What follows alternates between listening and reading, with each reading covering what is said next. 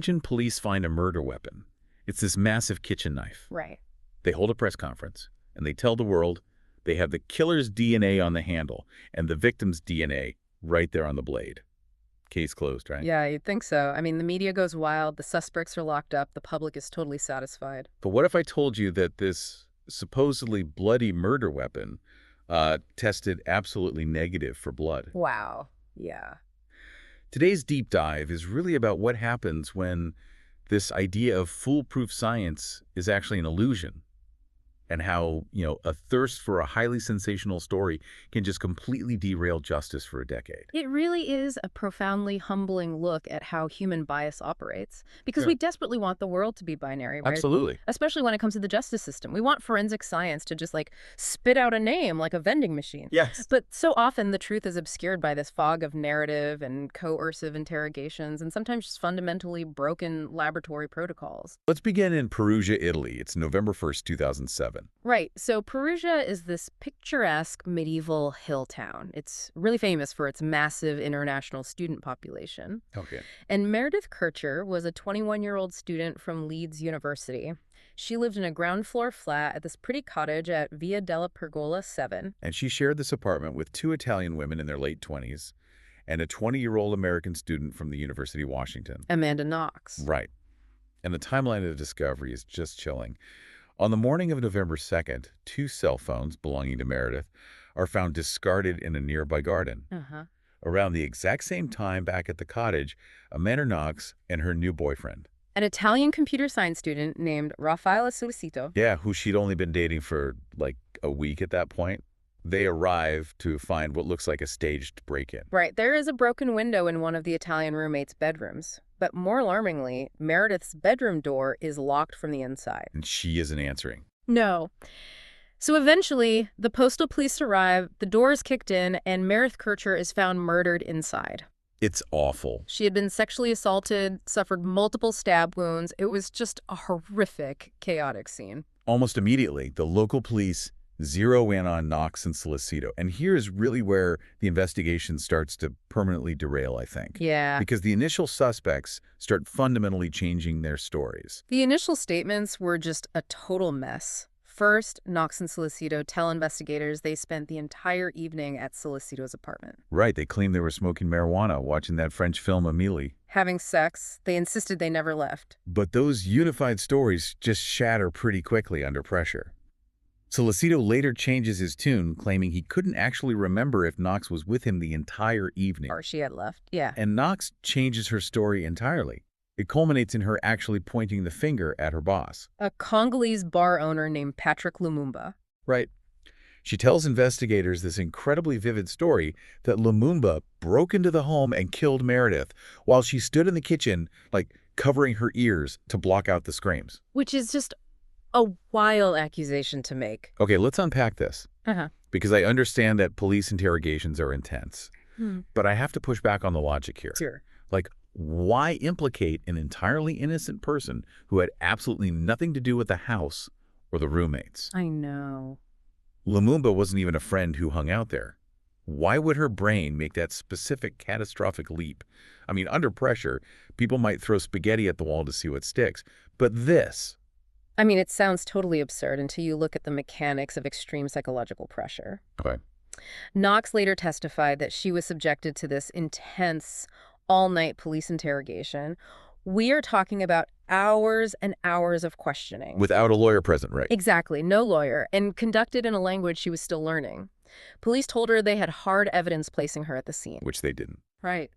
They told her Solicito had turned against her. Under that kind of sustained exhaustion and, frankly, manipulation, the brain's survival instinct just kicks in. So she just says whatever they want to hear. The suspect realizes that the only way to make the aggressive questioning stop is to give the interrogators a narrative that fits what they want. She was asked about a text message she sent to Lumumba earlier that evening. Oh, the one saying, see you later. Yeah.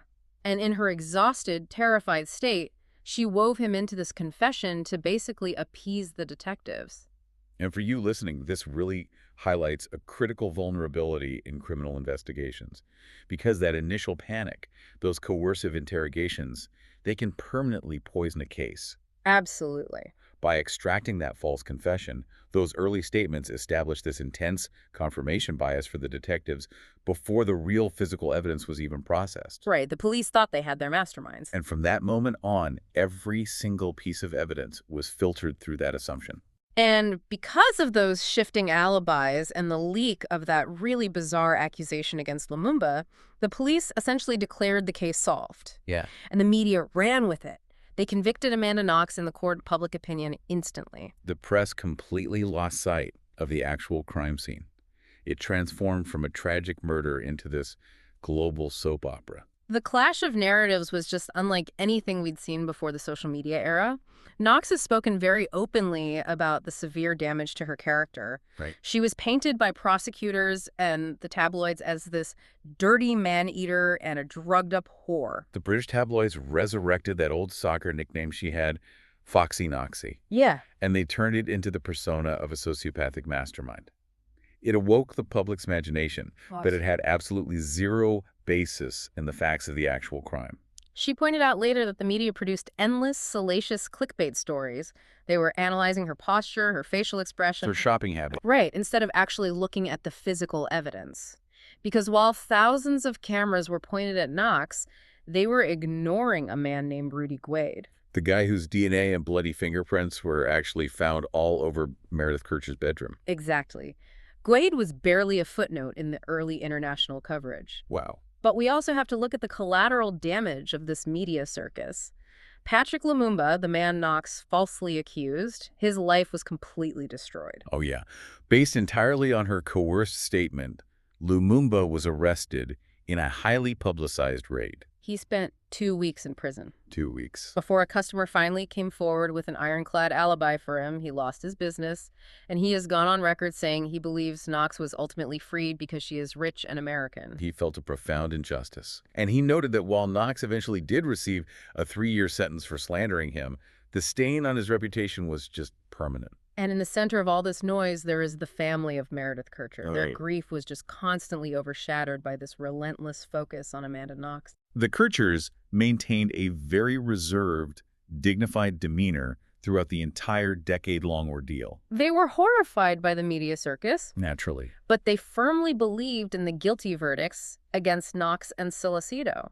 They aligned with the prosecution's theory that there were multiple attackers involved. They just wanted the focus to remain on Meredith. They ultimately tried to preserve her memory by instituting a scholarship fund at the University of Perugia. Which is beautiful, but it's truly tragic that while the media was busy creating this caricature of a villain, the victim's life was sidelined. But this brings me to a major contradiction. Okay. If the media got it so wrong by ignoring the guy who left actual bloody fingerprints at the scene, why did the police and prosecutors remain so fixated on Knox and Salcedo? I mean, I understand the initial bias from the confession, but once the physical evidence started rolling in, why didn't they pivot to Rudy Guade? What's fascinating here is how the prosecution reverse-engineered their theories to fit the tabloid narrative rather than just following the physical evidence. Right. They initially pushed this highly sensationalized motive of an erotic game gone awry. A theory that perfectly fueled that Foxy Noxy persona. Exactly. But when that motive completely collapsed under scrutiny, later courts actually tried to pivot entirely. By the 2014 appeals trial, the judges claimed the murder wasn't a sex game at all. Wait, what was it then? They said it was the result of a mundane, escalating fight over an unflushed toilet and stolen rent money. Wait, they pivoted from a demonic sex cult ritual to an argument over chore charts. Yeah. That is a staggering leap in logic. It really shows how desperate the system was to maintain a conviction. They stayed fixated on Knox and Salcedo because they believed they possessed the ultimate trump card. Right. Foolproof, CSI-style forensic science. They told the world they had DNA tying Knox and Salcedo directly to the murder weapon and the victim. And here's where it gets really interesting, because our source material from Forensic Science International, genetics absolutely dismantles this foolproof science. Yes, it does. Let's break down the mechanics of this evidence, starting with the alleged murder weapon, the kitchen knife found in Rafael Salcedo's apartment. So investigators recovered a large knife from Salcedo's cutlery drawer, which is completely remote from the crime scene. Right. They tested it and announced they found Amanda Knox's DNA on the handle and a trace of Meredith Kercher's DNA on the blade. On the surface, I mean, That sounds like a smoking gun. But let's look at the catastrophic problems outlined in the journal analysis. Problem number one, the knife tested negative for blood. I Yeah. want to explain how this works for you listening. Investigators use something called the TMB test. Right. It reacts chemically with the peroxidase activity of hemoglobin to Mhm. turn this bright, unmistakable blue. It is so sensitive it can detect microscopic droplets of blood that have been bleached or heavily washed away. It's a standard, highly sensitive test. Right. And yet, on this supposed murder weapon, the swab stayed completely clear. There was zero trace of blood. Which is a massive blinking red flag. I mean, if a knife is used in an attack as violent as this one, you expect to find blood trapped in the microfissures of the metal, no matter how vigorously it was cleaned. Exactly. But the scientific problems compound from there. The DNA found on the blade, the trace attributed to Kercher, was what geneticists call low-template DNA. Let's translate that. Low template means a minuscule degraded amount of genetic material. The graph from the lab only showed 6 alleles. Right. And think of alleles as the specific genetic letters used to spell out your unique DNA profile. A standard, reliable match uses 15 or more of those letters. So 6 is practically nothing. 6 alleles is like trying to guess a complex computer password when you only have 2 blurry characters to look at. Furthermore, because the sample was so small, it could not be replicated. Yeah, that's a big issue. Standard scientific protocol dictates you divide a sample in half to test it twice and confirm the result. They That- didn't do that. And this brings us to the most damning detail regarding the laboratory environment itself. According to the independent experts, that specific knife was tested right after the lab had processed 50 to 60 other samples containing Meredith Kercher's DNA. Wait, 50 to 60? How does a lab even let that happen? It is a total recipe for disaster. When you open vials of concentrated DNA, microscopic flakes of skin or even aerosolized dust can be created. Oh, wow. If technicians are reusing gloves or working in a hood that hasn't been rigorously decontaminated between evidence batches, secondary transfer happens easily. So the lack of documented anti-contamination procedures heavily suggests that the microscopic trace of Kercher's DNA ended up on that knife blade via laboratory cross-contamination. Exactly, not because it was plunged into the victim. So the knife is scientifically bankrupt. Yeah. What about the other supposedly irrefutable piece of evidence? The victim's bra clasp, which supposedly contained Rafael Solicito's DNA. Right, so the clasp of Meredith Kercher's bra was cut from her body during the attack. The police found a mix of DNA on it, including Solicito's. Again, that sounds incredibly damning. Until you look at the mechanics of the collection, that bra clasp was recovered from the floor of the crime scene weeks after the murder. Oaks. The scene had been accessed multiple times by various investigators. We actually have video footage of police officers passing the clasp around, picking it up with dirty gloves. Kicking it across the floor. Yeah. It was a textbook case of environmental contamination. If we connect this to the bigger picture of forensic science, the journal article discusses this really crucial concept known as the hierarchy of propositions. Okay, what is that? Well, when forensic scientists swab a surface and find DNA, that test only answers the subsource question, meaning identity. Whose DNA is this? Okay, so the machine says it's Raphael's DNA or Amanda's DNA. Exactly that. However, finding the identity of the DNA absolutely does not answer the activity question. Right. Meaning, how did that microscopic genetic material actually get there? Like, just because my fingerprint is on a water glass in a restaurant, it doesn't mean I'm the person who poured the drink. Right. I could have touched the table, the busboy touched the table, and then the busboy grabbed the glass. My print is on the glass through secondary transfer, but the activity, the pouring of the water, is totally different from what a detective might assume. That analogy perfectly illustrates the flaw in the prosecution's logic. Amanda Knox lived in that cottage. Solicito was a frequent guest. So their DNA was just around. Their DNA, skin cells, and hair were part of the natural background environment of the house. The prosecution took the undeniable identity of the DNA, combined it with their flawed bias, and wrongly assumed the activity. They assumed these traces proved active participation in a brutal murder. Yes. And the modern true crime consumer needs to be highly aware of this. We suffer from the CSI effect. Oh, big time. We watch police procedurals and treat DNA as undeniable, absolute truth. But without rigorous, documented anti-contamination protocols in the lab and strict controls at the crime scene, DNA is just a meaningless trace element. It cannot tell a story on its own. And because this broken forensic evidence was paraded as absolute truth initially and only unraveled by independent experts much later, it caused the Italian judicial system to literally tear itself apart over the course of 8 years. The timeline of the legal ping pong here is staggering. We need to look at how the Italian legal system actually operates, because it differs greatly from the American or British system. It does, yeah. In Italy, the legal system guarantees an automatic right to appeals, and appellate courts have the power to entirely re-examine the facts of the case, not just procedural errors. It is partly an inquisitorial system, so let's walk through the timeline.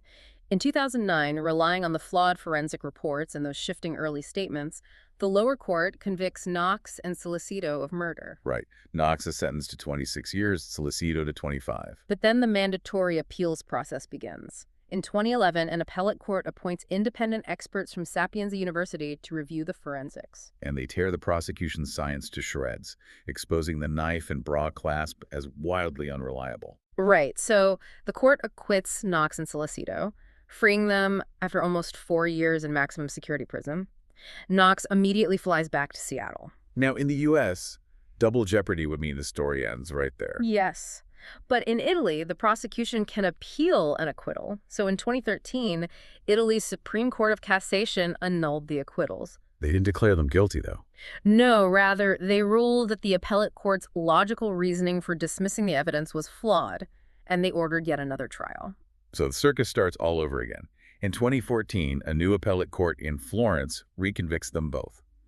This is the court that invented the argument about the escalating fight over the dirty toilet. Right. Knox, who is still in America, is sentenced to 28.5 years in absentia. But finally, we reach the definitive conclusion. In March 2015, Italy's highest Supreme Court definitively exonerates Amanda Knox and Raffaele Solicito. Finally. The court issued a scathing 52-page report.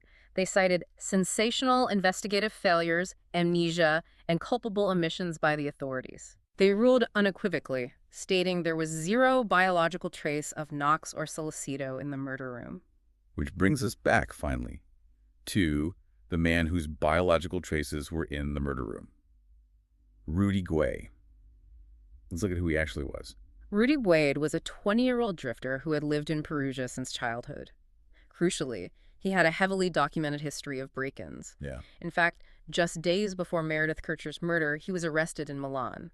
He was found trespassing in a closed nursery school, and police found him carrying an 11-inch knife he had stolen from a kitchen. Furthermore, he knew the men who lived in the downstairs apartment of the cottage. Right.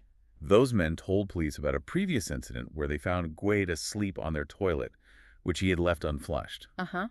That bizarre detail about the unflushed toilet, which the 2014 appellate court used to frame Knox and Solicito, actually pointed directly to Guay's established behavior. And the physical evidence against Guay was monumental. We aren't talking about low-template, 6-allele, microscopic traces here. Guay's abundant DNA was found inside the victim's body. His bloody handprint was found imprinted on the pillow underneath her. His DNA was on her clothing. And immediately after the murder, he fled the country to Germany, where he was eventually arrested and extradited. During questioning, Guay claimed he was at the cottage on a date with Meredith. He said he was in the bathroom with stomach pains, heard a scream, and came out to see a shadowy figure killing her. But the courts universally rejected his story, primarily because it completely failed to explain his bloody palm print located beneath the victim's body. Right. But this raises an important question regarding judicial strategy. While Amanda Knox and Raffaele Solicito spent 8 years trapped in a massive, highly public legal warfare, Rudy Guay opted for a very different path. a fast-track trial. Let's explain what a fast-track trial means in the Italian system. So a fast-track trial is a specific procedural option designed to save the court time and resources. It is held entirely in closed session. Meaning no reporters, no public gallery. No media circus. A judge makes a decision based primarily on the existing investigative file without calling new witnesses. And the incentive for the defendant is massive, right? Huge. If convicted, you receive an automatic 1/3 reduction in your final sentence. So in 2008, totally away from the glare of international television cameras, Guaido was convicted of the murder. Yep. He initially received 30 years. Right. But because he chose the fast-track option, and through subsequent appeals, his definitive sentence was reduced to just 16 years. A remarkably light sentence for a brutal murder. And he didn't even serve the full 16 years behind bars. Wow. By 2017, he was granted day release to study. In December 2020, he was released to social services to finish his sentence through community service, and he was fully discharged from the justice system in November 2021. Although our sources note that in late 2023, Guade was arrested again and placed under a special surveillance regime for allegedly physically abusing an ex-girlfriend. So what does this all mean? We have one horrific crime, but two wildly divergent paths of justice. You have Knox and Solicito dragged through a global spotlight for a decade, their lives ruined by contaminated traces of DNA and confirmation bias. Exactly. Meanwhile, the man whose hands were literally covered in the victim's blood quietly took a procedural shortcut, served a drastically reduced sentence, and walked out a free man. It is a profound commentary on how the machinery of justice can be entirely distorted. The tragedy of Meredith Kercher's death was compounded by a perfect storm of systemic failures. Absolutely. You had investigators suffering from severe tunnel vision, locking onto a narrative from day one based on a coerced confession. You had unprotected forensic evidence that was presented to the public as infallible science. Yeah. And you had a media trial that prioritized sensationalism and character assassination over the actual, boring, meticulous mechanics of forensic reality. The ultimate takeaway for you, as someone consuming true crime in the modern era, is to be inherently skeptical. Very skeptical. The next time you watch a polished documentary or read a sensational headline claiming DNA proves everything, don't just look at what the evidence is. Ask how it was collected from the scene. Right. Ask how it was handled in the laboratory. Ask how it's being interpreted by the prosecutor to fit their narrative. Critical thinking requires us to look past the juicy narrative and aggressively question the scientific foundation it's built on. The CSI effect has made us intellectually lazy. We want science to give us a binary answer, guilty or innocent. But forensic science is deeply susceptible to environmental chaos, probability thresholds, and just human error. I want to leave you with a final thought to ponder. We talk about how Rudy Grade opted for that fast-track, closed-door trial, far out of the view of the ravenous press. Yeah. If his trial had been held in the public eye, right alongside Knox and Solicito's, would the world have seen the overwhelming physical evidence against him immediately? That's a great question. If the cameras had been trained on his bloody handprints instead of Amanda Knox's face, would Knox have ever become a global household name? Or would she have just been a footnote in a tragic story of a burglary gone wrong? It forces you to wonder how much of modern history is shaped simply by where the cameras happen to be pointing. It certainly does. Keep questioning the narrative, and thanks for joining us on this deep dive.